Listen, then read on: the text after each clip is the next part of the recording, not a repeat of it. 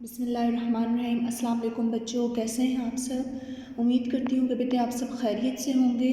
آپ سب نے اپنا بہت خیال رکھنا ہے اور بلا وجہ گھر سے باہر نہیں جانا تاکہ اس کرونا جیسی وبا سے ہم سب اپنے آپ کو بچا سکیں، ٹھیک ہے، اور اس سے محفوظ رہیں۔ سب نے اپنا خیال رکھنا ہے۔ اچھا بیٹے، اب آج کے کام کی طرف آتے ہیں۔ کل میں نے آپ کو کروائی تھی درخواست سیٹ 2 پہ آپ کی جو ہے ایک نظم جو ہے وہ رہ گئی ہے، کاروان اردو، صفحہ نمبر 72، ٹھیک ہے، پیج نمبر 72۔ آج ہم وہ نظم کریں گے۔ نظم کا نام ہے شہد کی مکھی۔ یہ نظم بیٹے علامہ محمد اقبال نے لکھی ہے۔ ان کے بارے میں آپ سب جانتے ہوں گے کہ علامہ اقبال جو ہیں وہ ہمارے قومی شاعر ہیں، ٹھیک ہے، اور جو ہے آپ علامہ اقبال جو وہ سیالکوٹ میں پیدا ہوئے تھے، ٹھیک ہے، اور علامہ اقبال نے اپنی شاعری کے ذریعے جو ہے اس وقت جو ہے کیونکہ پاکستان آزاد نہیں ہوا تھا تو ہندوستان میں جو مسلمان رہتے تھے ان کو بتایا تھا کہ جو ہیں وہ ہندوؤں سے کسی بھی طرح کم نہیں ہیں، اور ان کے اندر مسلمانوں میں آزادی کا جذبہ جو ہے علامہ اقبال نے اپنی شاعری کے ذریعے پیدا کیا۔ اس کے ساتھ ساتھ جیسے کہ آپ کو پتہ ہے کہ علامہ اقبال نے ہی سب سے پہلے جو ہے وہ پاکستان کا تصور پیش کیا تھا، ٹھیک ہے، پاکستان کا خیال پیش کیا تھا۔ اچھا بیٹے، انہوں نے بچوں کے لیے بہت سی جو ہیں نظمیں لکھی۔ ان کی ایک مشہور کتاب ہے بانگِ درا، ٹھیک ہے، اس میں ان کی مختصر نظمیں جو ہیں وہ شامل ہیں۔ انہی میں سے ایک نظم ہے شہد کی مکھی، جو آپ کی بک میں بھی دی گئی ہے۔ بیٹے اس نظم میں علامہ اقبال پہلے تو آپ دیکھیں کہ وہ یہ بات بتاتے ہیں کہ یہ جو مکھی ہے کبھی ایک پھول پہ بیٹھتی ہے کبھی دوسرے میں، تو آخر کار یہ جو ہے کیا ڈھونڈ رہی ہے؟ یہ جو مکھی ہے شہد کی، یہ کیا ڈھونڈ رہی ہے جو کبھی ایک پھول میں جا کے بیٹھتی ہے کبھی دوسرے میں؟ وہ کیوں باغ میں جاتی ہے؟ کیا لینے کو وہاں باغ جاتی ہے؟ وہ علامہ اقبال یہ کہہ رہے ہیں کہ آپ لوگ مجھے بتائیں، ٹھیک ہے۔ وہ کہتے ہیں کہ کوئی اس کو کام ہوگا تبھی تو یہ باغ میں جاتی ہے، وہاں پہ اڑتی ہے، پھولوں پہ بیٹھتی ہے، یا ویسے ہی جو ہے کھیلنے کے لیے اپنا وقت گزارنے کے لیے جو ہے وہ جاتی ہے۔ پھر آگے شاعر کہتے ہیں کہ اگر تم لوگوں کو نہیں پتہ، اگر آپ لوگوں کو نہیں پتہ کہ شہد کی مکھی کیوں جاتی ہے، تو میں آپ لوگوں کو بتاتا ہوں کہ شہد کی مکھی جو ہے وہاں پہ جو ہے ایک شہد کا جو ہے شہد لینے وہ جاتی ہے، ٹھیک ہے۔ جیسے کہ آپ لوگوں کو پتہ ہے، آپ لوگوں نے دیکھا ہوگا کہ شہد کی مکھی جو ہے وہ اکثر ہمیں پھولوں پر بیٹھی ہوئی نظر آتی ہے۔ تو اس میں شاعر علامہ اقبال یہی بات کہہ رہے ہیں کہ وہ جو ہے ان پھولوں سے شہد جو ہے وہ لینے جاتی ہے، ٹھیک ہے، وہ بلا وجہ جو ہے وہاں پہ نہیں گھومتی، بلکہ مگس کہتے ہیں بیٹے مکھی کو، ٹھیک ہے، اور آوارہ کہتے ہیں ادھر ادھر پھرنا۔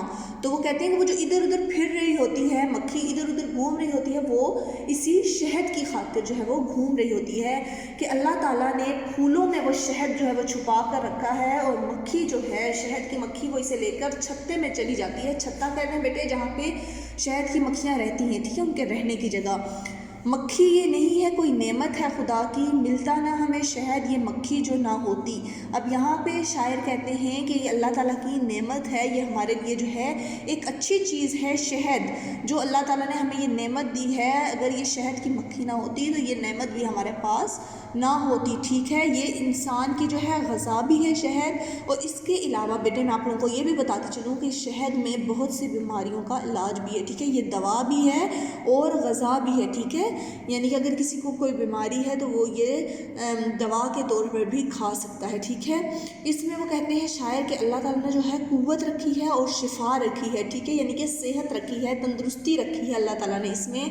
علامہ اقبال بیٹے آخر میں اس نظم میں آخر میں ہمیں وہ یہ درس دیکھتے ہیں کہ اگر آپ لوگوں کو اس بات کی سمجھ ہو، انسانوں کو وہ کہہ رہے ہیں، وہ لوگوں سے مخاطب ہو کر کہہ رہے ہیں کہ اگر آپ انسان جو ہیں، ہم لوگ جو ہیں، اگر اس بات کو سمجھ سکیں، اگر ہمیں سمجھ ہو، عقل ہو، تو ہم اس بات کو سمجھیں، اور شہد کی مکھی جس طرح پھولوں میں جا کر اپنا رس ڈھونڈتی ہے، اس طرح ہم علم تلاش کریں۔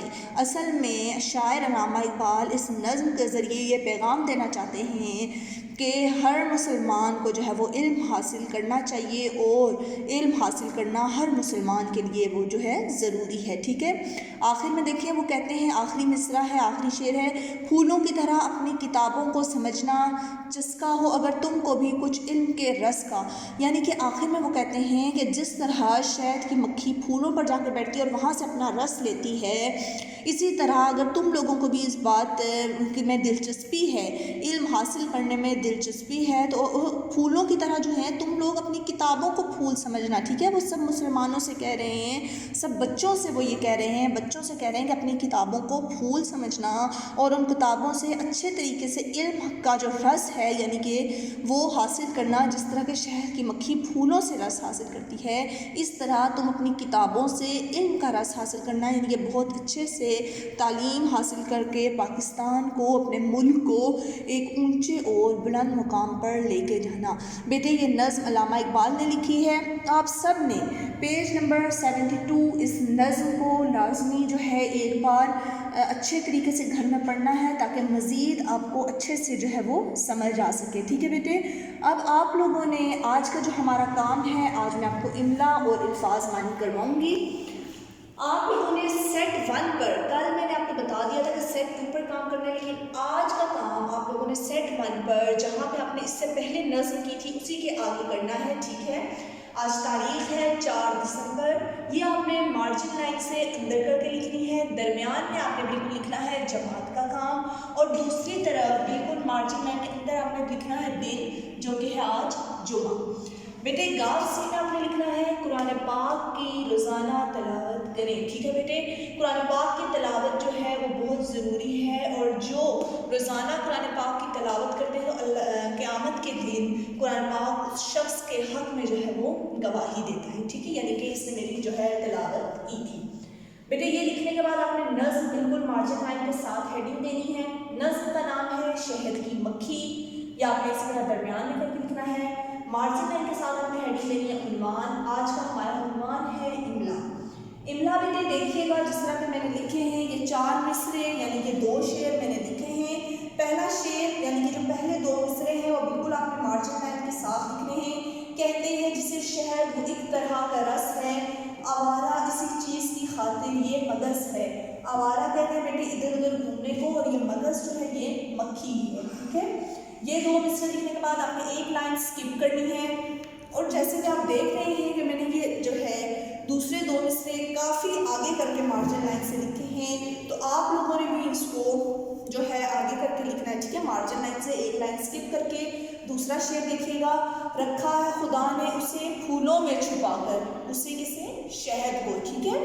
مکھی اسے لے جاتی ہے چھتے میں اڑا کر. تو یعنی مکھی جب ان پھولوں پہ آ کے بیٹھتی ہے، وہاں سے رس لیتی ہے، وہ شہد لیتی ہے، تو پھر اس کو جو ہے اپنے چھتے میں جہاں پہ وہ رہتی ہے وہاں اڑا کر لے جاتی ہے.